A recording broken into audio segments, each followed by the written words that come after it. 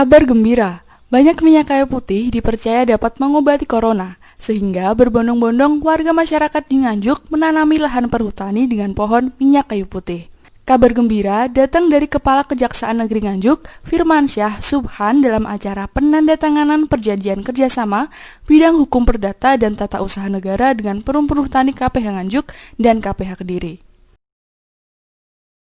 Selain perjanjian kerjasama, juga dilakukan penanaman pohon minyak kayu putih di sekitar objek wisata Goa Margo Tresno, Kecamatan Ngeluyu, Kabupaten Nganjuk. Kepala Kejaksaan Negeri Nganjuk, Firmansyah Subhan, menyampaikan penandatanganan perjanjian keperdataan dan tata usaha adalah kegiatan yang sifatnya keperdataan dan tata usaha negara, yakni terkait gugatan tata negara yang dilakukan oleh kelompok masyarakat terhadap pihak-pihak yang ada di KPH Kediri dan Nganjuk. Sehingga apabila ada pihak-pihak yang akan menggugat keperdataan dan tata usaha negara terhadap Perum Perhutani, maka pihak kejaksaan yang akan mendampingi. Sedangkan kegiatan penanaman pohon minyak kayu putih usai penandatanganan kerjasama akan dilakukan dalam area yang lebih luas.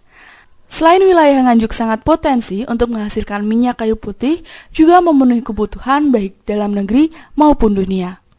Selama ini, Indonesia baru bisa memenuhi permintaan dunia sekitar 10%. Lebih-lebih, permintaan dunia lebih tinggi selama pandemi corona ini.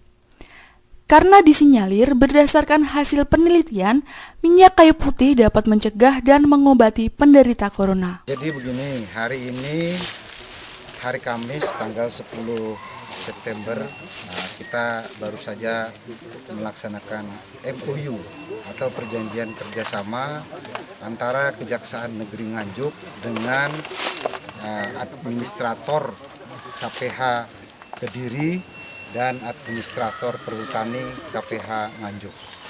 Nah, pada kesempatan ini kami melakukan kegiatan selain daripada MOU adalah untuk penanaman pohon kayu putih yang kita sama-sama laksanakan pada hari ini dengan melibatkan teman-teman yang ada di KPH Perhutani Nganjuk dan Kediri. Pertama adalah kita melakukan perjanjian atau MOU terkait dengan bidang perdata dan tata usaha negara, yang mana perdata adalah kegiatan yang sifatnya keperdataan, apakah itu sifatnya LO atau legal opinion kita lakukan, kemudian tata usaha negara yang terkait gugatan tata usaha negara yang dilakukan oleh kelompok masyarakat atau organisasi masyarakat terhadap teman-teman yang ada di Perhutani KPH Kediri dan Nganjuk. Kita berbeda dengan pidana, ini adalah keperdataan. Perdata adalah terkait dengan perjanjian, terkait dengan organisasi. Organisasi itu adalah organisasi pemerintah yang semisal digugat keperdataan oleh kelompok atau pihak-pihak lain, maka kami selaku pengacara negara akan melakukan pendampingan. Kenapa memilih kayu putih, Pak? Pertama, kita melakukan kegiatan MOU ini, kita selipkan acara untuk penanaman minyak kayu putih atau pohon minyak kayu putih, yang mana sementara ini masih kekurangan. Karena di Indonesia sendiri, permintaan internasional cuma bisa kita penuhi 10% dari permintaan dunia. Kenapa jadi diminta dunia? Karena ada beberapa penelitian dan statement orang-orang yang terkait dengan korban daripada COVID-19, salah satunya adalah untuk mencegah dan mengobati positif COVID-19 adalah dengan minyak kayu putih. Kita secara simbolis melakukan penanaman pada hari ini, nanti dari teman-teman KPH Kediri dan Nganjuk untuk memasyarakatkan agar semua ini nanti bagi masyarakat bisa menjadikan prioritas juga untuk ditanam di wilayahnya. Bagaimana pengelolaannya nanti, Pak? Pengelolaannya kita serahkan dengan pihak KPH Perhutani dan nanti kita evaluasi, kita lihat bagaimana respon daripada masyarakat. Karena ini kebutuhannya sangat diperlukan, terutama dalam suasana COVID-19 ini.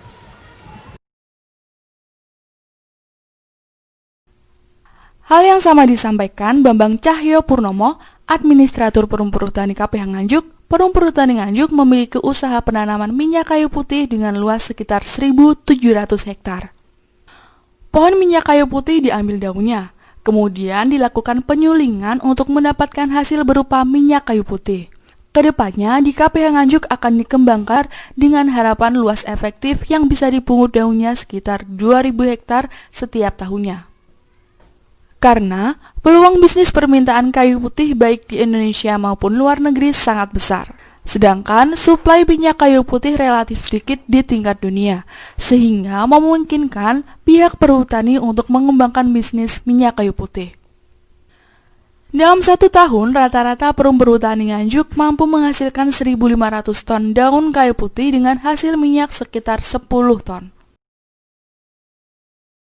Jadi begini, Perum Perhutani KPH Nganjuk khususnya memiliki usaha tanaman kayu putih dengan keluasan sekitar 1.700 hektar, di mana pohon kayu putih ini kita ambil daunnya untuk kita lakukan penyulingan untuk bisa mendapatkan hasil berupa minyak kayu putih. Dan kedepannya di KPH Nganjuk akan dikembangkan kurang lebihnya sekitar 350 dengan harapan luas efektif yang bisa dipanen atau dipungut daunnya sekitar 2.000 hektar di dalam setiap tahunnya. Peluang bisnisnya seperti apa, Pak? Permintaan minyak kayu putih saat ini baik di Indonesia ataupun di dunia ini sangat-sangat besar. Sedangkan Indonesia sendiri masih kecil di dalam pemenuhan suplai minyak kayu putih di dunia. Sehingga memang sangat-sangat memungkinkan sebagai bisnis perhutani untuk bisa terus mengembangkan tanaman kayu putih. Dalam 1 tahun kurang lebihnya KPH Nganjuk bisa menghasilkan 1.500 ton daun kayu putih dengan minyak kurang lebihnya sekitar 10 ton. Ya, untuk ke depan apa ada pelibatan masyarakat terkait minyak kayu putih? Jadi di dalam penanaman kayu putih ini pasti melibatkan masyarakat karena tanaman kayu putih merupakan salah satu upaya bagi kami untuk bisa meningkatkan kesejahteraan masyarakat, di mana masyarakat mendapatkan ruang yang cukup untuk melakukan tanaman tumbang sari berupa tanaman palawija untuk setiap tahunnya, sehingga tanaman kayu putih kami bisa berproduksi daunnya dan masyarakat bisa melakukan penanaman untuk tanaman tumbang sari. Penandatanganan perjanjian kerjasama bidang hukum perdata dan tata usaha negara juga dihadiri Administrator Perum Perhutani KPH Kediri Mustopo, serta sejumlah pegawai perhutani dan Kejaksaan Negeri Nganjuk. Sebelumnya dilaksanakan ngetril bersama dari kantor Kajari Nganjuk menuju objek wisata Margo Tresno, Ngluyu. Ngetril melewati rute Tengah Hutan Jati, wilayah Rejoso dan Ngluyu. Dari Nganjuk, Jawa Timur, Nganjuk TV melaporkan.